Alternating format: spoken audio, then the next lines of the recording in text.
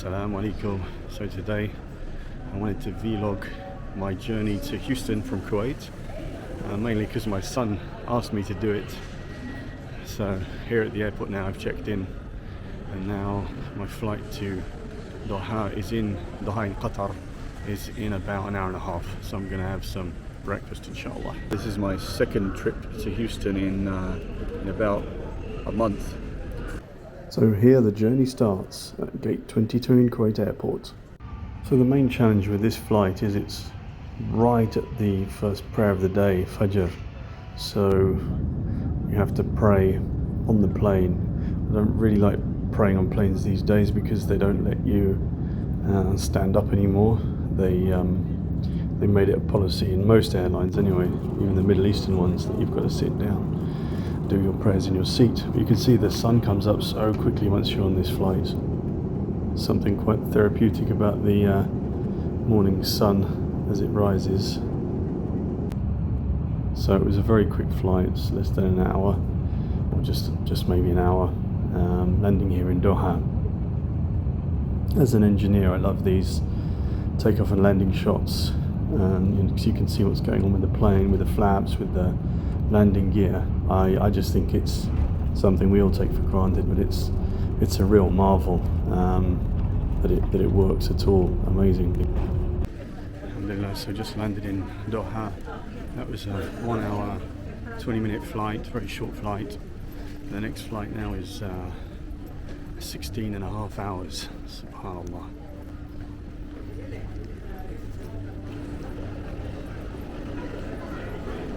So coming up here to the famous lamp bear sculpture. Apparently this is by a Swiss artist called Urs Fischer. It's 23 foot tall, canary yellow, sculpted from bronze apparently. There we go. And on the Doha airport website it says it's a playful piece that humanizes the space around it. Anyway, there we go. Bit of useless information for you. So as not to bore the viewer, jumping forward now to about 30 minutes before I land in Houston, as you can see here on the map.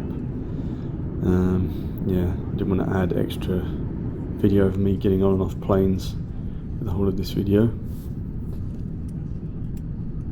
So the viewer here is spared the long and agonizing wait where everyone's desperate to get up out of their seats, take off their seatbelts and grab their bags and stand around while the door is opened and the business and first class passengers get off. Usually takes about 10-15 minutes plus. I love this part because this is where you actually enter the new space, the new country, and you start seeing the people from that country and hearing the things they say. And wheelchair will be provided outside to your right. Wheelchair outside to your right. Sped this bit up to spare the boredom of watching me slowly walk behind people with children and lots of luggage. When I'm in airports, I love listening to the space around me and just, observing what's going on. I find it absolutely culturally fascinating.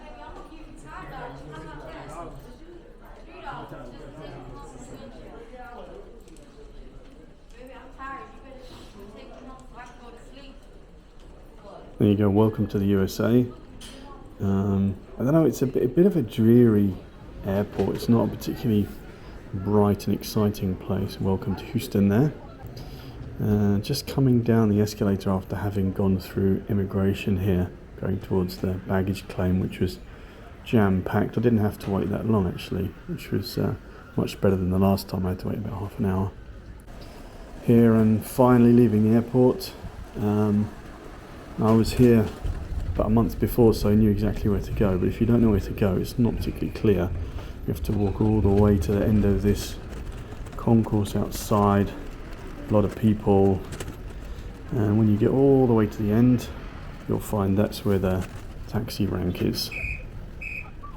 So here you'll find someone with a walkie-talkie who will call a taxi for you, but this is quite a long wait. This took about 30-40 minutes before I got a taxi. Finally got in my taxi. I love looking out of the window in a new country that I've just arrived in, noting the differences between where I've come from and where I currently am and trying to soak everything in.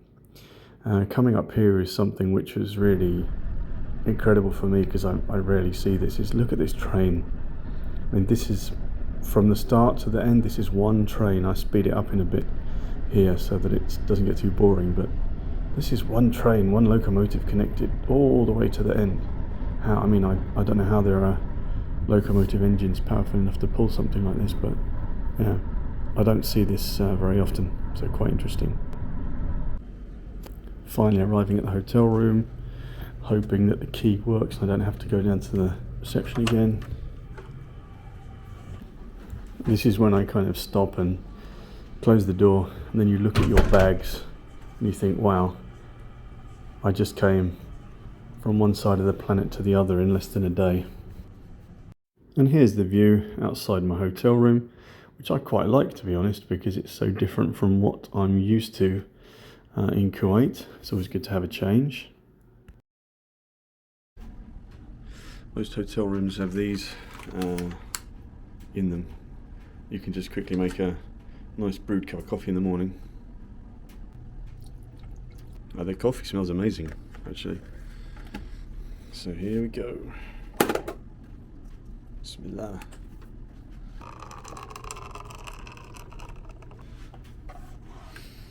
Sabah al-khair. So it's really quite incredible that you can get on a plane in Doha, in Qatar, and land in Houston on the other side of the planet. 16 hours in a plane, non-stop. Incredible. So I wanted to do some work while I was on the plane. I wanted to get out my laptop and do some work, because I had that's why I'm coming to Houston. They really seem to ram you into these planes these days. They make the pitch of the seats, the distance between the seats in the front and the one in front of you, the one behind you, like closer every single time you get on the plane.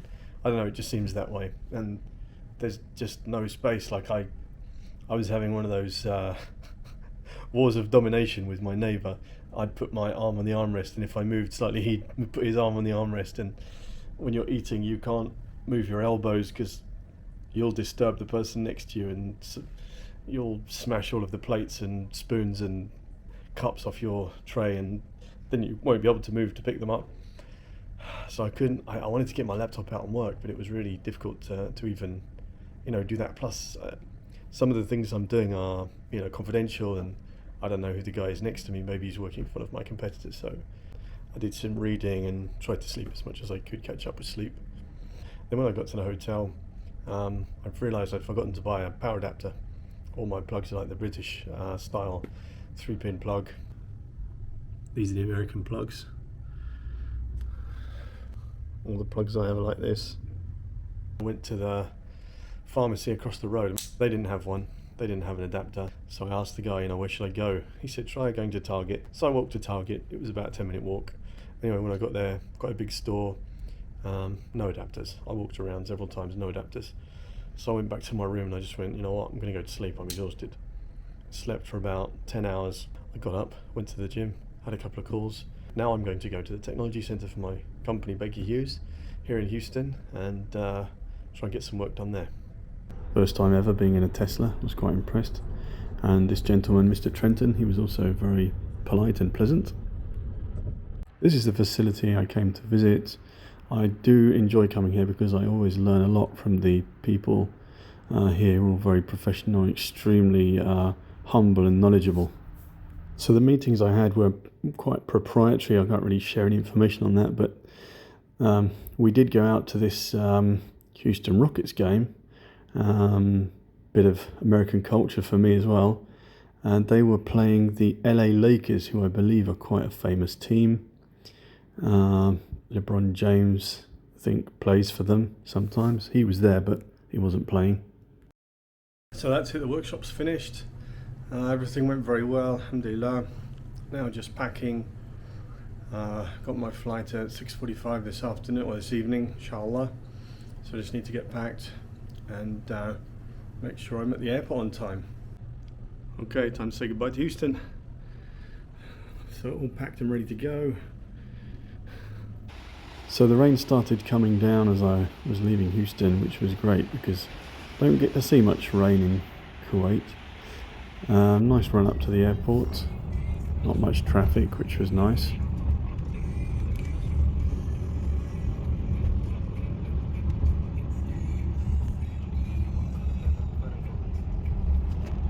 Check-in was pretty busy when I arrived. I was quite thankful that I checked in online, to be honest. So this is Houston Airport inside. I had a couple of hours before my flight, so I like to take a walk around because I'm not going to be doing much walking for the next 15 hours. I know the airport quite well because I've been to Houston several times, so I know pretty much where everything is, which helps a lot. Needed to capture this Auntie Annie's because my son does love his Auntie Annie's pretzels. They've got branches all over the world. Anyway, as you can see, we go over the concourse here. It's still raining outside, so I don't think there's any need to show you any more of the airport. I'm going to quickly now jump to when I'm on the plane and we start pulling back.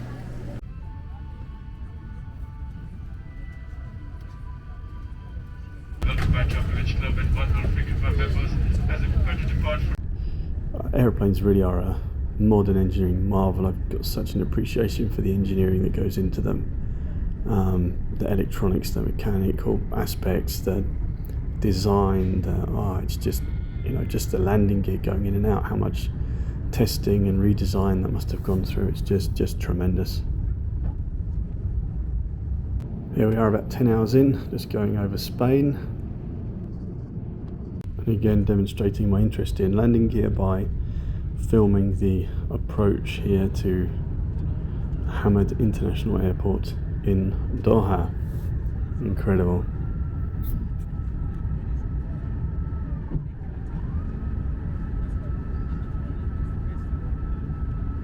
Here we come on the approach to Hamad International Airport in Doha. Again, I'm as an engineer, I'm fascinated by watching these things.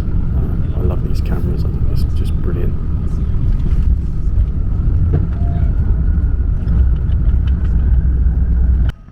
And landed safe and sound in Doha. I also always love looking at these engines. That's another thing, which is the engineering is just tremendously interesting to me.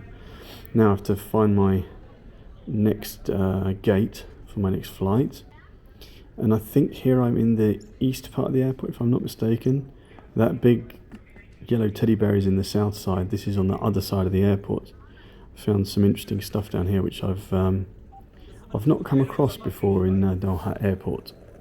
When I first started travelling to the Far East, actually, I used to go through Singapore Changi Airport a lot, and that was back in the late 90s. That was an amazing airport back then, and I know it's got even better now. And one thing which surprised me was that this airport, Hamad International Airport, has won the best airport of the year, I think last year. I can't, but it's a great airport, but I can't compare it to Singapore Changi International. Singapore Airport is just incredible, but this is something new, this kind of forest thing they've got going on here. I'm not sure how to describe it really. You've got kind of artificial bird cheeping in the background. It's actually quite nice, but I imagine if there was a lot of people here, it would be quite a lot less pleasant.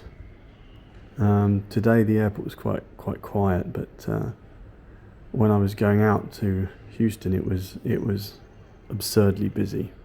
But still, it's a very nice airport. I mean, it's definitely one of the best, but in my personal opinion, I don't think you can compare it to Singapore.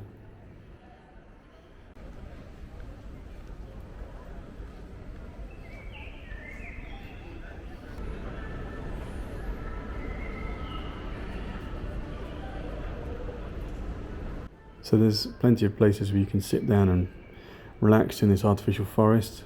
As I said, the sound of, again, artificial bird song in the background. There are some places to sit here, but there's quite a lot of people around, so I personally prefer to keep moving. I like to have my own space when I'm in places like this. I also saw somewhere along here they've got these kind of wooden teepees. There you go. I saw people inside there, feet hanging out, sleeping. Personally don't like sleeping in airports or any public places because you never know who's hanging around. So back on the final leg of the journey on the flight to Kuwait, taking off here, and I think I spared you the landing gear going up, but here's the landing gear coming down. flying over Kuwait. This must be about 10 p.m. at night now. Coming into land at Kuwait International Airport. And coming into land here. There we go. Nice landing. See the little bit of puff of smoke coming off the wheels there. And here we are, coming towards the end of the journey.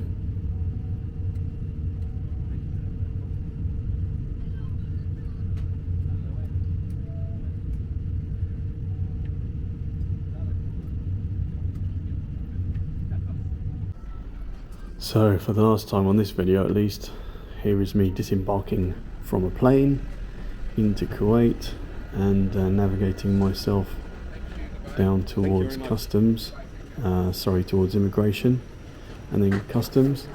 So like I said, I made this video for my son because he asked me to do a vlog of my journey, but hopefully it'll be of interest to some other people. If not, that's fine. It's like I said, as long as my son enjoys it, that's the main thing. So, see you on the next one.